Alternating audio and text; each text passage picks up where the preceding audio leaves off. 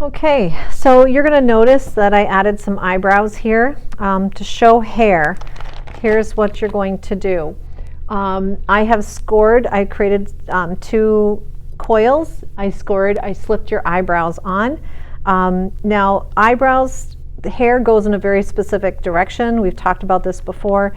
The hair that is closer to your nose, in here, your hair tends to grow up like this, and then the hair tends to kind of come back over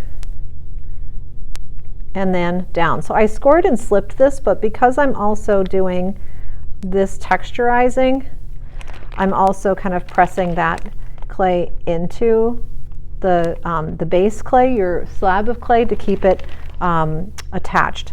So I'm going to do the same thing over here.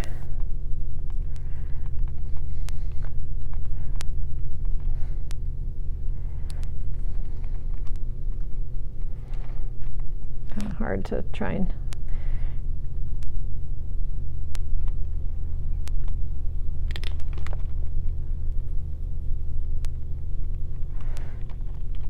your eyebrows can be different. You know, you could have eyebrows that really stand up and others that don't. So I have some eyebrows in there. Now for the eyes, you have the white of your eye, you have the color of your eye. So what I do is I take the back of the pencil, kind of where the eraser is, and I will press in a little bit to make, this is would be like the iris of the eye. This is the color part of the eye. Your eyeball is white, so this would be the color part of the eye, and then you would take the front of your pencil and this would be the pupil. Okay? Cheekbones. We want our cheeks to stand out. Okay? So this is how we are going to do cheeks. You're going to want a couple of paper towels here. That's what I would use, or pieces of paper. Paper might work better. Paper towels I think will work too. So this is really important that we don't get the clay too thin. So our cheekbones are usually right in through here. So what I'm going to do is I'm going to place my hand, my fingers underneath the clay, and then I'm going to kind of very gently, I'm going to kind of push the clay out to kind of create a bubble using my fingers, kind of like this. I'm going to kind of press the clay, smooth the clay, however you want to think about it. So I'm going to put my fingers underneath here, and I'm just very carefully going to start with that motion. And you're going to notice that I'm starting to see some cracks in here. Those cracks, let's see if I can get this a little bit closer so that you can see it. Those cracks that you're starting to see in there, that's the clay talking to you. It's saying, hey, I'm getting thin. You probably should stop. So once I have some cheekbones, and it doesn't have to be a lot, I'm going to take this and I'm going to crinkle this up as tight as I possibly can make it. Okay, I want this to be super tight. And I'm going to bring that in. I'm going to put it in that negative space that I've just created, and I'm going to fold that down. Okay, so do you see how my face is now rounding? I'm going to do the same thing to the other side. So I'm going to kind of press. Pay attention to the clay, what it's trying to tell you. You know, a lot of times I'll say, hey, you know, it's talking to you. It's showing you right there that, you know, it's getting thin. Don't push me much further or you're going to punch through.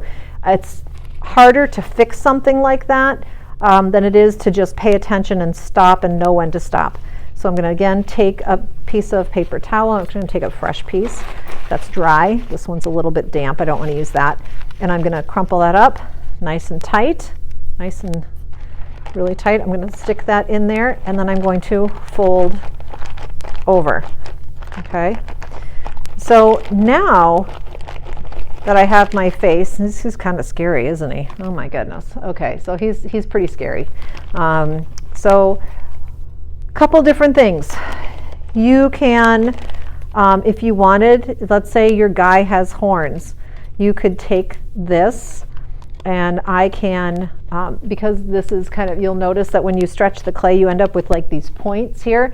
So if I wanted this guy to have horns, I could take this corner, I can basically fold it in Are you kind of seeing what I'm doing here? I hope you can see.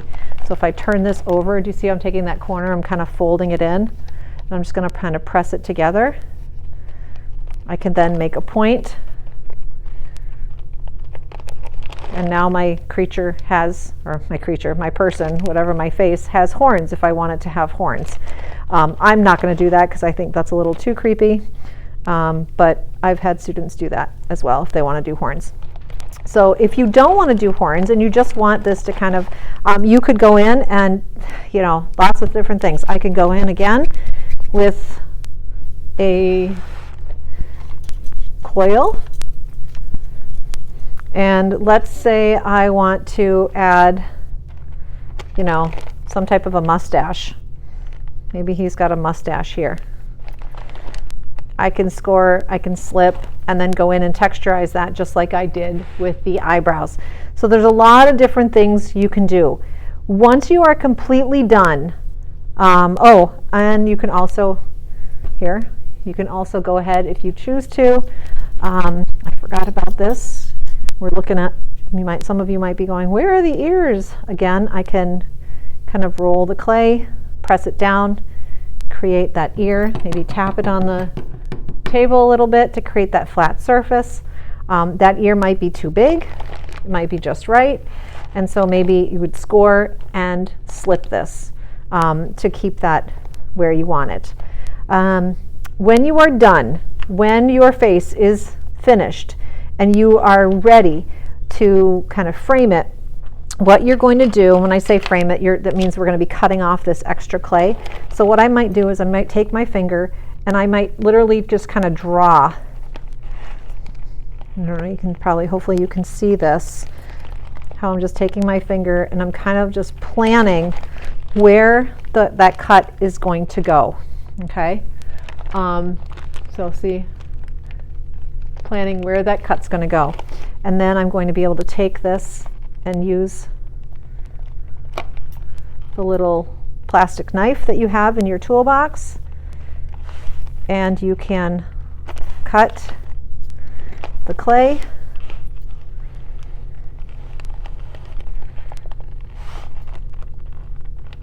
Now there's a lot of different things you can do.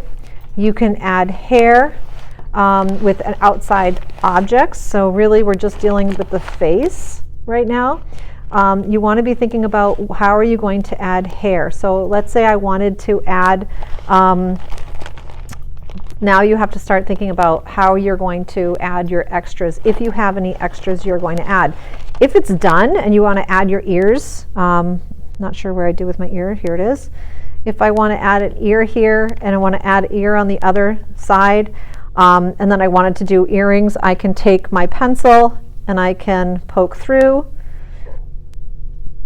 and then maybe I use some wire to kind of create an earring, and I think I probably would not have made it. That kind of looks like a gauge, so I probably wouldn't do that. That's not something I'm interested in, but maybe you are. So I'm going to just take a little bit off and I'm going to redo that, and so maybe that's here. Maybe I would use instead of using that, I might use, this is awfully thick, so I might use something much thinner to kind of poke through here, so that maybe I could fit some yarn or a piece of wire here to make it look like there was an earring that I could put through here. If you are planning on doing any type of raffia, you're going to need to have some fairly large holes to glue that in. Same thing with if you're planning on adding yarn for hair, and I think that's probably what I'm going to do here. I'm going to add yarn for hair here, and I probably will go in and I probably will add some ears to this guy, unless I decide to have the hair come down over his ears. So you can see that I have some holes in here for where I can glue in yarn. And these are additions that if you do decide to make holes for additions, the expectation is that you will do that you won't actually leave the holes here. So anyway, I hope this gives you a good understanding of kind of how you can build your face.